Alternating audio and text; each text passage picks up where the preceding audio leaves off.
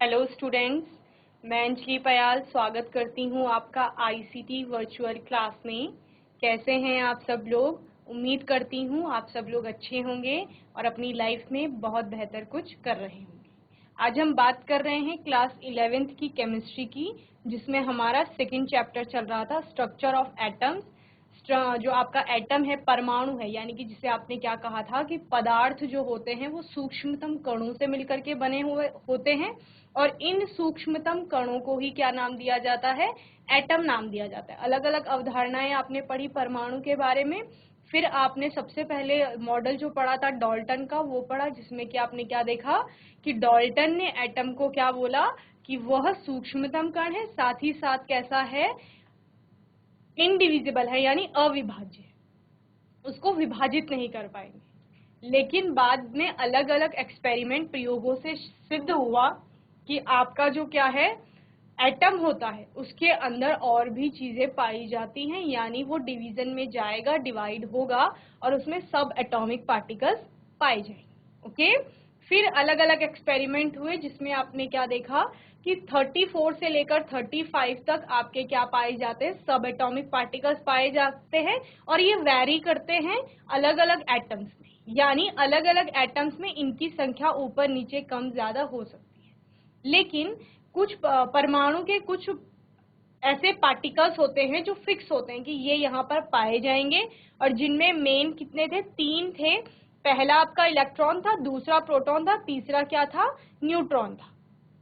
आपने फेराडे का एक्सपेरिमेंट देखा जिसके आधार पर उन्होंने चार्जेस के फ्लो की बात की।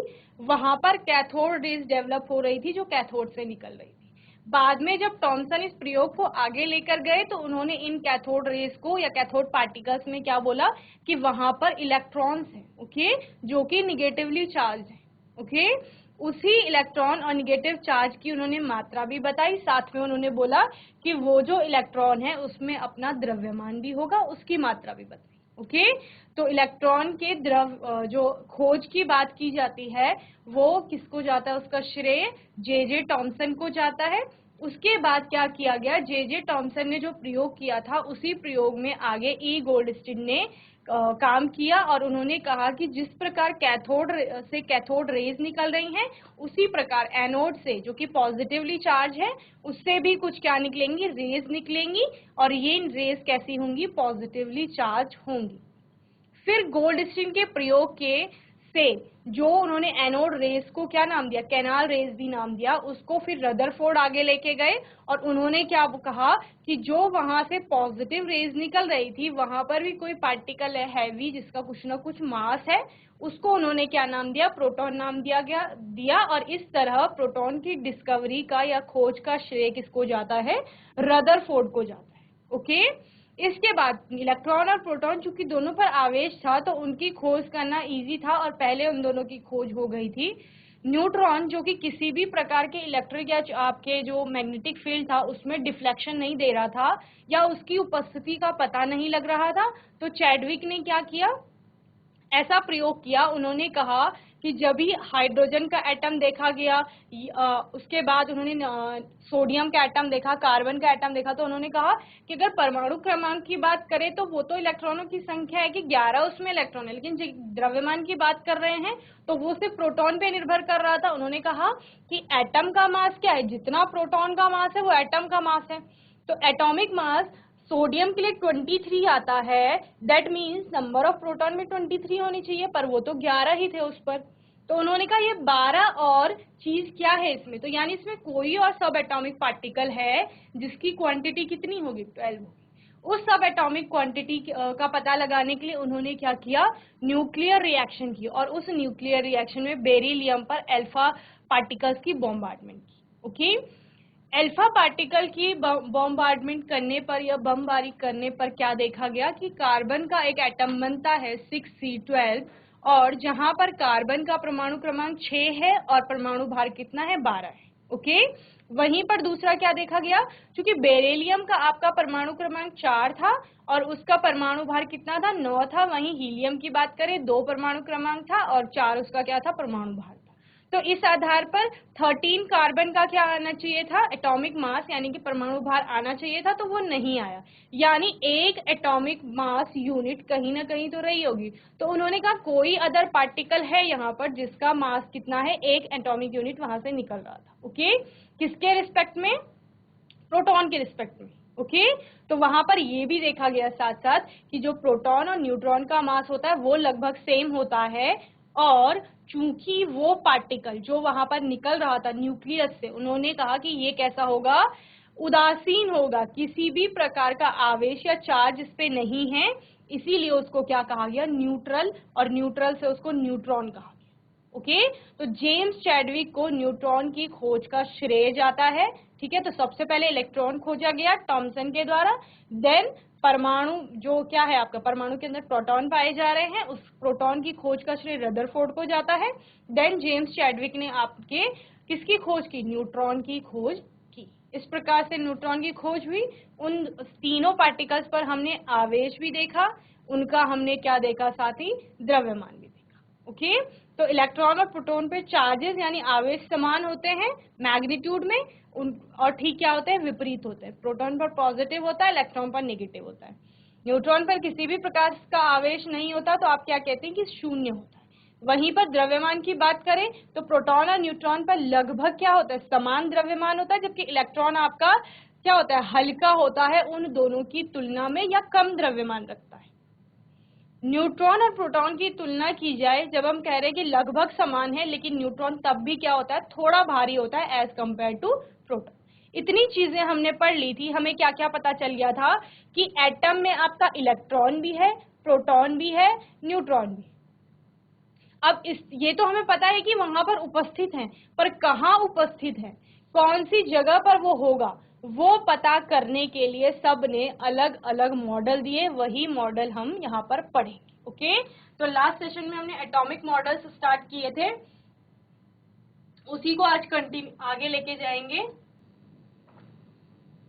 सबसे पहले आपका मॉडल आया थॉमसन का परमाणु मॉडल, जिसे आप कहते हैं परमाणु सिद्धांत या थॉमसन का परमाणु मॉडल, ये एटॉमिक मॉडल ऑफ थॉमसन।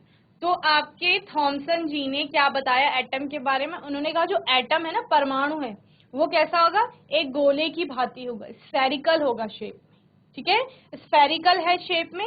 अब उन्होंने क्या कहा, एक तो उन्होंने उसके आकार के बारे में बात कर दी एटम के। अब एटम के अंदर क्या है, इलेक्ट्रॉन भी है, प्रोटॉन भी है, न्यूट्रॉन भी है, तीनों चीजें हैं। तीनों की स्थिति का पता लगाने के लिए उन्होंने बताया कि आपका जो क्या है, जो धनावेश है, यानी प्रोटॉन तो है वो पूरे गोले पर है, जो आपका एटम है उसमें पूरी तरीके से क्या पाया जा रहा है, धनावेश पाया जा रहा है, जो समान रूप से है सभी जगह पर। ओके, वहीं उस समान रूप से फैले हुए पॉजिटिव चार्ज पे या प्रोटॉन में आपके क्या स्थित है, इलेक्ट्रॉन स्थित है। ओके, तो इतनी चीज आपको समझ में आ गई। फिर उन्होंने क्या कहा कि ये किस प्रकार है, जिस प्रकार की आपका क्या होता है, तरबूज होता है, वाटरमेलन होता है, उसी प्रकार से एक एटम को समझ लीजिए। जिस तरह से तरबूज कैसा है, स्फेरिकल है शेप में, उसी तरह से एटम भी होगा, गोल होगा शेप में। और उसमें जो जिस प्रकार लाल खाने वाला जो भाग होता है तरबूज का, वो फैला हुआ है रेड कलर का पार्ट, उसी प्रकार से क्या है, पॉजिटिव चार्ज, या जिसे आप क्या कह रहे हैं, प्रोटॉन कह रहे हैं, वो प्रोटॉन वहां पर उपस्थित है। किसमें, एटम में। एटम की बात करें, एटम यानी कि वाटरमेलन, तरबूज। एटम में प्रोटॉन यानी कि तरबूज में लाल खाने वाला भाग। एटम में आपके इलेक्ट्रॉन्स यानी नेगेटिव चार्ज, यानी तरबूज में जो लाल खाने वाले भाग में ब्लैक कलर के, काले रंग के बीज जो उपस्थित है, सीड जो उपस्थित है, वो क्या हो गए, आपके नेगेटिव चार्ज हो गए। तो उन्होंने क्या कहा कि लाल खाने वाले भाग या धनावेशित जो पार्ट है किसका, एटम का, उसमें आपके इलेक्ट्रॉन यानी कि ऋण आवेश इस तरह से बिखरे रहते हैं, जिस प्रकार की तरबूज के लाल खाने वाले भाग में काले बीज बिखरे रहते हैं। तो इस तरह से उन्होंने किसकी, तरबूज की संज्ञा दी। और कभी कभी आप इस मॉडल को किस तरह से देखते हैं, नाम इसका आता है कि थॉमसन का तरबूज मॉडल भी पूछा जाता है। ठीक है, तो वहां पर आप क्या करेंगे, एटम को तरबूज की भांति समझाएंगे कि जिस प्रकार एटम है उसी प्रकार के, जिस प्रकार आपका तरबूज है उसी प्रकार से एटम है, और जिस प्रकार उसमें लाल खाने वाला भाग है तरबूज में, उसी प्रकार एटम में क्या है आपका धनावेश है, और जिस प्रकार उस लाल खाने वाले भाग में आपके काले बीज बिखरे हुए हैं, उसी तरह से एटम में भी क्या है पॉजिटिव चार्ज में वो निगेटिव चार्ज फैला हुआ है। ओके, तो इतना आपको समझ में आ गया होगा। दूसरा उन्होंने क्या बताया, जिस प्रकार से इसमें पॉजिटिव चार्ज है और निगेटिव चार्ज है, प्रोटॉन और इलेक्ट्रॉन है, इनका अरेंजमेंट इस तरह से है कि ओवरऑल एटम में न्यूट्रल रहेगा या उसमें किसी भी प्रकार का चार्ज नहीं आएगा। ओके, यानी धनावेश और ऋणावेश की मात्रा क्या हो जाएगी, समान हो जाएगी, ये उन्होंने बताया। ओके, तो इतना आपको होपफुली समझ में आ गया होगा। जल्दी से थॉमसन का मॉडल नोट करेंगे, फिर हम इसमें आगे पढ़ेंगे। ओके, तो जिस प्रकार उन्होंने तरबूज के साथ इसको क्या किया, कोरिलेट किया, उसी प्रकार उन्होंने क्या कहा कि जो आपका क्या होता है, इस तरह से प्लम पुडिंग आपने देखी होगी, छोटे केक्स भी जिन्हें कहा जाता है, ठीक है, तो ये उसी प्रकार से एटम भी ऐसा ही होगा। ठीक है, उन्होंने कहा कि जैसे केक होता है ना, पुडिंग होती है, उसी प्रकार से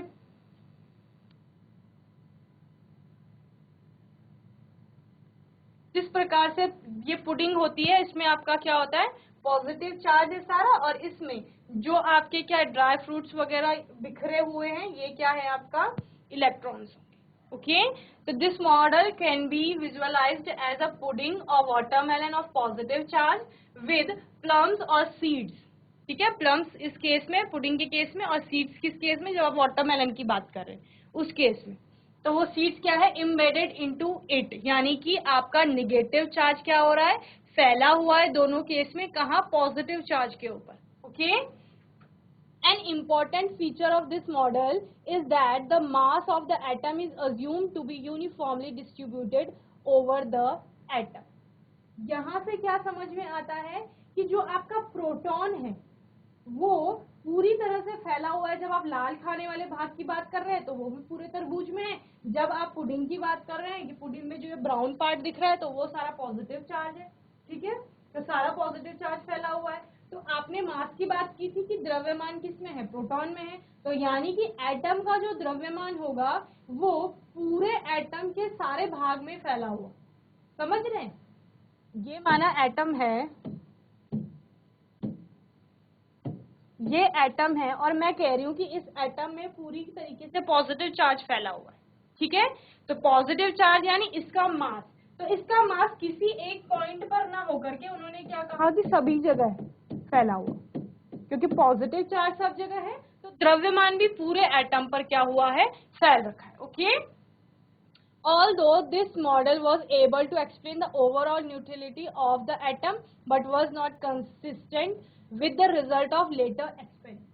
ओके, किस चीज को इसने अच्छे से समझाया, न्यूट्रल कैसे है एटम, तो न्यूट्रल का मैंने पॉइंट आपको बता दिया था, क्योंकि पॉजिटिव और निगेटिव जो चार्जेस हैं उनकी मात्रा समान हो रही है, तो दोनों न्यूट्रल कर रहे हैं एक दूसरे को, पॉजिटिव नेगेटिव कैंसिल आउट हो जाता है, तो आपका वहां पर क्या हो रहा है, इलेक्ट्रॉन प्रोटॉन को बैलेंस करने के लिए उन दोनों की क्वांटिटी क्या है, बराबर है, इस वजह से ओवरऑल जो एटम है उस पर कोई चार्ज नहीं आ रहा है, वो कैसा है, अपने आप में न्यूट्रल है। ये थॉमसन ने बता दिया था। लेकिन बाद में जो एक्सपेरिमेंट हुए, अभी क्या हुआ, जब तक डाल्टन ने समझाया था कुछ टाइम तक तो उसी थ्योरी को मान के चल रहे थे कि हाँ ये सही है, इनडिविजिबल है पार्टिकल, ऐसा है वैसा है। फिर उसके बाद फिर कोई और साइंटिस्ट आए, उन्होंने बोला नहीं डाल्टन ने तो ये गलत बोला, इंडिविजिबल नहीं है, यहाँ तो कुछ और क्या होंगे, पार्टिकल्स होंगे। तब हमने क्या बोला कि डाल्टन के जो परमाणु मॉडल है उसमें भी कमी आ गई। ओके, जब तक किसी ने एक्सपेरिमेंट नहीं किया था तब तक वही चीज सही थी। तो यानी थॉमसन का मॉडल भी सही है, जब हमने उसको पढ़ा तो हम क्या कहेंगे कि यहाँ तक वो सही है जब तक हम नया कोई मॉडल नहीं पढ़ेंगे। ओके, और जब नया मॉडल आएगा तो वो क्या बताएगा कि उस वाले मॉडल में ये कमी थी। ओके, तो इस उन्होंने क्या बता दिया, इतना सही बता दिया, और इसके आधार पर हमने एटम का एक नया स्ट्रक्चर सोच लिया अपने दिमाग में कि एटम किसकी तरह है, तरबूज की तरह। ओके, अभी तक आपके दिमाग में एटम की छवि तरबूज जैसी बननी चाहिए। Thomson was awarded Nobel Prize for Physics in 1906 for their theoretical and experimental investigations on the conduction of electricity by gases। Okay, तो इसके लिए इनको नोबेल प्राइज भी मिला था। ये इस टॉपिक से थोड़ा डिफरेंट है, लेकिन आपको पढ़ना है, ठीक है। तो इतना आपको होपफुली समझ में आ गया होगा थॉमसन के परमाणु मॉडल के आधार पर कि एटम कैसा है, तरबूज जैसा है या प्लम पुडिंग जैसा है। ओके, 2 पॉइंट वहां से निकल के आते हैं। पहला कि न्यूट्रल है एटम, जो कि उन्होंने समझा दिया था, क्योंकि चार्जेस वहां पर ऑपोजिट चार्जेस इक्वल हो रहे हैं, बराबर मात्रा में है, तो अपने आप में एटम क्या हो रहा है आपका, न्यूट्रल हो रहा है। दूसरा क्या कहा उन्होंने, जो मास की बात की, द्रव्यमान जो होगा एटम का, उनके प्रयोग के इसके आधार पर, जो उनकी अवधारणा थी या मॉडल था, इसके आधार पर जो द्रव्यमान है वो पूरे एटम में बिखरा हुआ। ओके, तो इतना आपको समझ में आ गया होगा। जल्दी से इसे नोट करेंगे, फिर हम आगे बढ़ेंगे।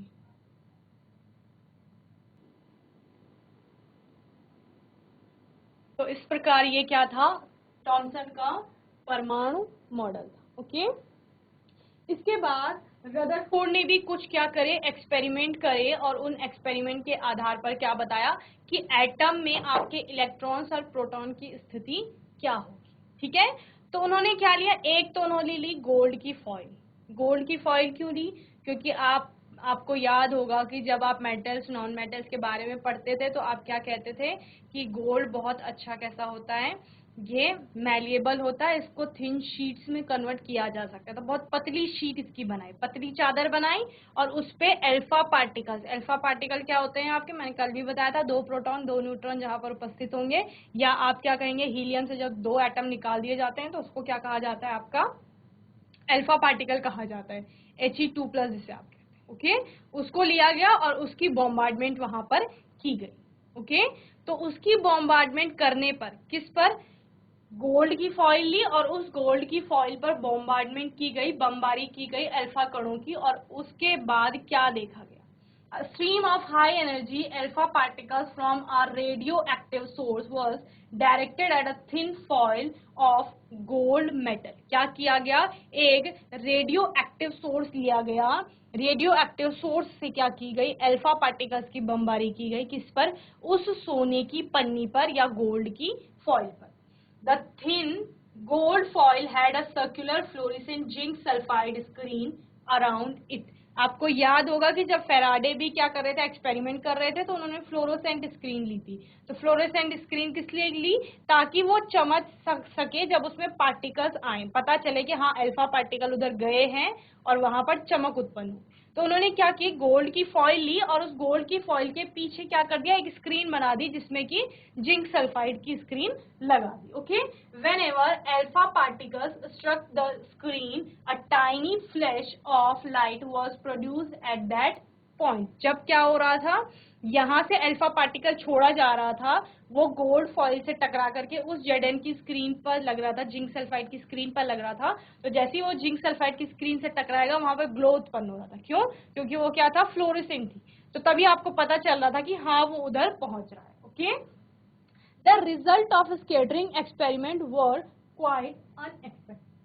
अनएक्सपेक्टेड क्यों थे, क्योंकि हमने क्या एक्सपेक्ट किया था, क्या उम्मीद की थी कि जैसा हमें थॉमसन ने बताया है, उसी आधार पर वो अपनी मानसिकता वैसी लेकर चल रहे थे ना, कि परमाणु तो कैसा है, तरबूज जैसा है, तो इस पर अगर हम बॉम्बार्डमेंट करते हैं, बमबारी करेंगे, तो इस आधार पर आना चाहिए कि क्योंकि वो तरबूज जैसा है। लेकिन थॉमसन के परमाणु सिद्धांत के जैसे वहां क्या नहीं आए, रिजल्ट आपको देखने को नहीं मिले। तो कैसे थे फिर रिजल्ट, वो हम समझेंगे। Okay, according to Thomson model of atom, the mass of each gold atom in the foil should have been spread evenly over the entire atom, and alpha particles had enough energy to pass directly through such a uniform distribution of mass। यानी हम क्या कह रहे थे कि यहाँ से beam निकली, बीम ने क्या किया, अल्फा पार्टिकल जा रहा है, ये सोर्स है, यहाँ से अल्फा पार्टिकल गया, ये गोल्ड की फॉइल है, इस गोल्ड की फॉइल को पार किया, गोल्ड की फॉइल को पार करने के बाद क्या किया, जेडएनएस की जो स्क्रीन थी उस पर टकराया, वहां उसने ग्लो उत्पन्न करा। तो हम एटम कहाँ है हमारा, जिसको हमें ढूंढना है, इस गोल्ड की फॉइल पे है एटम। समझ रहे हैं, गोल्ड की फॉइल की बात की जा रही है कि जो 100 नैनोमीटर थिकनेस है, जिसकी बहुत पतली है, उसमें कितने एटम होंगे और किस तरह से वहां पर एटम उपस्थित है।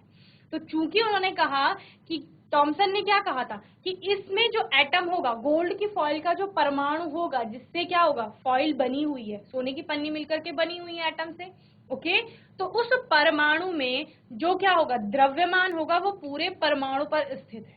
जिस प्रकार कहा था आपके तरबूज पर लाल भाग था, उसी तरह सोने की पन्नी में भी वो धनावेश फैला हुआ होगा लाल भाग की तरफ। तो जब ये अल्फा पार्टिकल जा रहा है तो क्योंकि इसमें भार है तो वो तो उसको जाने नहीं देगा, लेकिन ऐसा नहीं था। ज्यादातर पार्टिकल क्या हुए, क्रॉस हो गए। तो उन्होंने कहा कुछ तो क्या हो गए, ये अनएक्सपेक्टेड रिजल्ट था कि ऐसा होना नहीं चाहिए था। होना क्या चाहिए था, चूंकि इवनली डिस्ट्रीब्यूटेड क्या है, वहां पर पॉजिटिव चार्ज है, सारे ये एटम समझ लो, एक एटम है ये सोने की पन्नी का, और इस एटम से क्या हो रहे हैं, आपके अल्फा पार्टिकल गुजर रहे हैं। तो ज्यादातर पार्टिकल गुजर गए। जब ज्यादातर पार्टिकल गुजर गए तो रदरफोर्ड ने कहा कि नहीं, टॉमसन ने तो क्या कहा था कि ये पूरा पॉजिटिवली चार्ज है, तो इजीली आपका क्या नहीं कर पाएगा, जो अल्फा पार्टिकल है वो यहाँ से गुजर नहीं पाए, क्योंकि ये पॉजिटिव चार्ज हो गया, अल्फा पार्टिकल भी आपका क्या हो गया, पॉजिटिवली चार्ज हो गया। इतना समझ गए? किस तरह से इसको समझेंगे? क्या है आपके पास? आपके पास है रेडियो एक्टिव सोर्स, यानी जिससे आप क्या कर रहे हैं, अल्फा पार्टिकल्स की बॉम्बार्डमेंट कर रहे हैं। ये आपकी क्या हो गई, गोल्ड फॉइल हो गई, गोल्ड की फॉइल लगा दी आपने, ठीक है। यहां से जैसे ही आपने अल्फा रेज छोड़ी, अल्फा पार्टिकल छोड़े, वो इस स्क्रीन को पार करके निकल गए, और ये क्या लगा रखी थी, ZNS की स्क्रीन लगा रखी थी, ताकि यहाँ पर क्या हो सके, ग्लो उत्पन्न हो सके। तभी तो पता चलेगा आपको कि क्या यहाँ से पार्टिकल गुजरे या नहीं गुजरे, वरना ना तो यहाँ से आपको रेज दिख रही थी, ना सोने की पन्नी से पार होते हुए आपको क्या दिखेंगे, रेज दिखेंगे। वो पार्टिकल्स आपको कब पता चला कि हाँ कुछ तो रेज निकली या फिर पार्टिकल इससे पार हुए, जब इस ZNS की स्क्रीन पर क्या ग्लो उत्पन्न हुआ, चमक उत्पन्न हुई। आपको याद होगा कैथोड रेज भी आपको दिखाई नहीं दे रही थी, एनोड रेज भी दिखाई नहीं दे रही थी, सिर्फ अंदाजा लगाया, और उसके बाद क्या किया कि कहीं तो वो दिखेंगी, तो उसके पीछे फ्लोरेसेंट स्क्रीन लगा दी देखने के लिए। फ्लोरोसेंट स्क्रीन क्या थी, जो लाइट को एब्जॉर्ब करेगी और फिर ग्लो करेगी। तो यहाँ पर वही हो रहा था, अल्फा पार्टिकल को एब्जॉर्ब किया और फिर ग्लो करना स्टार्ट कर दिया। तो ग्लो से आपको पता चला कि ज्यादातर जो पार्टिकल है वो क्या हो रहे, पार हो रहे हैं स्क्रीन के। जबकि थॉमसन ने क्या कहा कि ये जो गोल्ड की स्क्रीन है, या इसको एटम मान लीजिए एक, इस पर जब सब जगह पॉजिटिव चार्ज है, तो यहाँ से अगर पार्टिकल जाएगा तो वो इजीली पार नहीं हो पाएगा। यानी इतने सारे जो क्या निकल रही है, रेज निकल रही है, या आप क्या कहेंगे कि इतने सारे जो अल्फा पार्टिकल्स हैं जो इससे पार हो रहे हैं, ये पार नहीं होने चाहिए थे। किसके आधार पर, थॉमसन के परमाणु मॉडल के आधार पर। इस वजह से ये क्या वर्ड आया यहाँ पर, अनएक्सपेक्टेड वर्ड आया, ये एक्सपेक्ट नहीं किया था। पर जब ये हो गया तो उनको फिर क्या हुई, और दिलचस्पी आ गई कि ये कैसे हो गया। अभी क्वेश्चन बन गया ना कि ये कैसे हुआ, जबकि क्या है, एटम में अभी तक मैंने क्या कहा कि आपको थॉमसन के आधार पर सोचना है कि परमाणु मॉडल कैसा हो। तभी रदरफोर्ड भी वही लेके चल रहे थे कि तरबूज जैसा हमारा क्या है, परमाणु है, जैसे लाल भाग है वैसे प्रोटॉन है, जैसे काले बीज है वैसे इलेक्ट्रॉन। तो वो उसी के आधार पर वो एक्सपेरिमेंट कर रहे थे।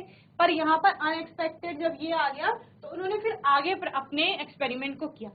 It was expected that the particle would slow down and change direction only by small angles as they pass through the foil.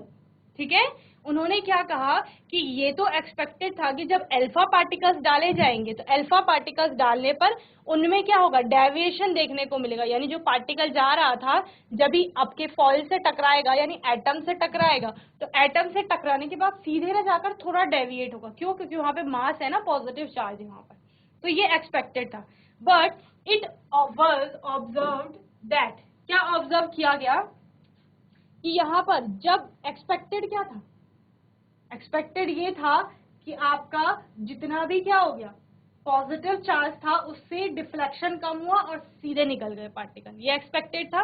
लेकिन जो एक्चुअल रिजल्ट था उसके आधार पर क्या आया कि जो अल्फा पार्टिकल थे वो ज्यादातर तो निकले, लेकिन कहीं कहीं पर आपको क्या देखने को मिला, डिफ्लेक्शन देखने को मिला उनके पाथ में। ओके, तो वो फिर किस रिजल्ट पर पहुंचे, most of the alpha particle pass through the gold foil undeflected। Okay, उन्होंने क्या कहा, एक्सपेक्टेड क्या था कि डिफ्लेक्शन होगा। यहाँ आपको डिफ्लेक्शन दिख रहा है थोड़ा थोड़ा, ये यहाँ से और ऐसे गया है, ये भी यहाँ से ऐसे गया है, गोल्ड की फॉइल से टकरा करके डिफ्लेक्शन हुआ है, तो डिफ्लेक्शन होना चाहिए था, लेकिन जब एक्चुअल रिजल्ट आया तो उसमें से ज्यादातर अनडिफ्लेक्टेड निकल गए, यानी उनमें किसी भी प्रकार का डिफ्लेक्शन नहीं। Okay, most of the alpha particle pass through the gold foil undeflected. Then क्या हुआ, a small fraction of the alpha particle was deflected by small angle. कुछ कुछ तो देखे, एक दो देखे कि जो क्या हुए, स्मॉल एंगल से डिफ्लेक्ट हो। ओके, सारे तो ज्यादातर ऐसे ही पार हो गए। इस वाले को देखो, रदरफोर्ड के एक्सपेरिमेंट के अकॉर्डिंग, ये वाला कौन सा है, ये टॉमसन के अकॉर्डिंग जो उन्होंने एक्सपेक्ट किया था, सोचा था कि ऐसा होना चाहिए था, पर ये हुआ नहीं, ज्यादातर निकल गए। पहला पॉइंट कहता है ज्यादातर अल्फा पार्टिकल सोने की पन्नी को पार करके सीधे निकल गए, ठीक है। और क्या हुआ, कुछ कुछ पार्टिकल ऐसे थे जो सोने की पन्नी से या गोल्ड फॉइल से आपके टकराए और उसके बाद उस एंगल पे ना जाकर दूसरे एंगल पे क्या हुए, डिफ्लेक्ट, तो उनकी मात्रा कम थी, या वो पार्टिकल क्या थे, कम थे आपके, ठीक है। तीसरा कहता है a very few alpha particle approx एक in 20,000 bounced back that it was deflected by nearly 180 degree. Okay, क्या समझ में आया कि अगर हमने, उन्होंने क्या किया, 20,000 अल्फा पार्टिकल्स की बम्बार्डमेंट की होगी, तो उसमें से एक पार्टिकल ऐसा था जिन्हें उन्होंने क्या देखा कि वो जिस पर गया, किस पर गया, जिस रास्ते से गया, एक पॉइंट से टकराकर या सोने की पन्नी से टकराया और उसी रास्ते पे वापस आ गया। ओके, क्या कहा, यहां से अल्फा पार्टिकल चला इस तरह से और जिस पॉइंट पर टकराया था उसी पॉइंट पर से टकरा करके और जिस रास्ते से गया था उसी रास्ते से वापस आ गया। समझ रहे हैं, ये हमने क्या कहा, ये सोने की पन्नी से टकराया, ये ग्रीन वाले को देखिए, एक पार्टिकल था जो यहाँ से टकरा करके जिस रास्ते से गया था उसी रास्ते से वापस आ गया 180 डिग्री का एंगल बनाते हुए। तो ये 3 पॉइंट यहाँ से निकले उनके एक्सपेरिमेंट के ऑब्जर्वेशन के आधार पर। एक्सपेक्ट ये किया था कि ऐसा होना चाहिए था, ज्यादातर डिफ्लेक्शन होना चाहिए था प्रोटॉन के कारण, क्योंकि पूरे एटम में प्रोटॉन है, ऐसा टॉमसन ने बताया है, मैं तो वही मान के चलूंगा, रदरफोर्ड ने कहा। लेकिन जब एक्सपेरिमेंट स्टार्ट कर दिया तो उसके बाद उनको ये सब देखने को मिला कि एक्चुअल रिजल्ट मेरे एक्सपेरिमेंट के आधार पर क्या आ रहे हैं। ओके, तो अभी जितनी ऑब्जर्वेशन की है ये, तो इसको समअप करने की जरूरत थी, या ये क्यों हो रहा है वो समझने की जरूरत है। तो जल्दी से इसे नोट करेंगे, फिर हम आगे देखेंगे इस एक्सपेरिमेंट को।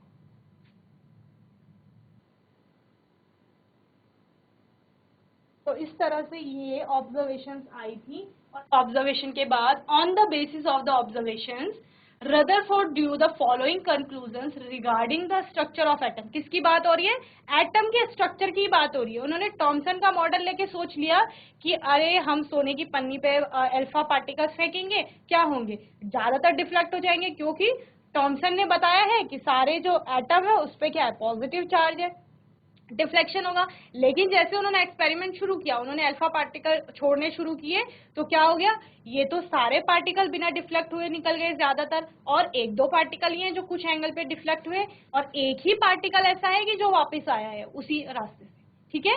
इतने जब उन्होंने क्या देखी, ऑब्जर्वेशंस देखी, इतनी एक्सपेरिमेंट में रिजल्ट्स आए, तो उन रिजल्ट को उन्होंने अब समअप करना था और उनके लिए कंक्लूजन देना था कि आखिर ये हुआ क्यों, क्योंकि एक्सपेरिमेंट वो कर रहे थे तो कंक्लूड भी नहीं करना था।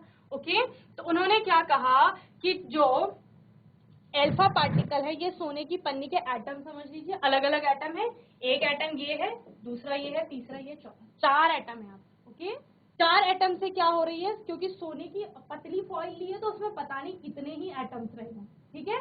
उस एटम से क्या कर रहे हैं, आपके अल्फा पार्टिकल्स गुजर रहे हैं, तो ज्यादातर अल्फा पार्टिकल्स सीधे निकल रहे हैं, ज्यादातर रेज आपको सीधी निकलती हुई दिख रही है। 2 रेज यहाँ पर क्या दिख रही है, अलग अलग एंगल पे डेविएट हुई है। एक रे आपको ज्यादा डिफ्लेक्शन दिख रहा है एक में, और एक आप क्या कहते हैं कि 180 डिग्री के एंगल पर वापस आ जाए। ओके, यानी जिस एंगल पे गई उसी पे वापस। ये समझ गए, इसके आधार पर अब क्या कंक्लूजन निकला। पहला कहता है most of the space in the atom is empty as most of the alpha particles pass through the foil undeflected, यानी उन अल्फा पार्टिकल को इस सोने की पन्नी से जगह मिल रही है निकलने के लिए, ठीक है, तभी तो वो इजीली क्या हो रही है, पार हो रही है। ठीक है। अगर उन्हें जगह नहीं मिलती, खाली स्थान नहीं मिलता, तो वो इजीली नहीं पार कर पाते। समझ रहे हैं?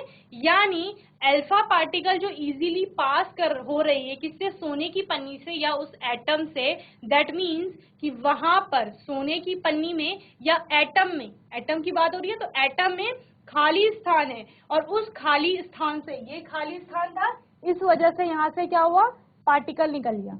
ये खाली स्थान था, इस वजह से पार्टिकल निकल गया, डिफ्लेक्शन हुआ, लेकिन पार्टिकल पार तो हुआ यहाँ से। तो यानी ज्यादातर एटम में क्या है, खाली स्थान है, परमाणु ज्यादातर क्या है, खाली है। पहला उन्होंने ये कहा। दूसरा उन्होंने क्या कहा, a few positively charge alpha particles were deflected, the deflection must be due to enormous repulsive force showing that the positive charge of the atom is not spread throughout the atom as Thomson had presumed.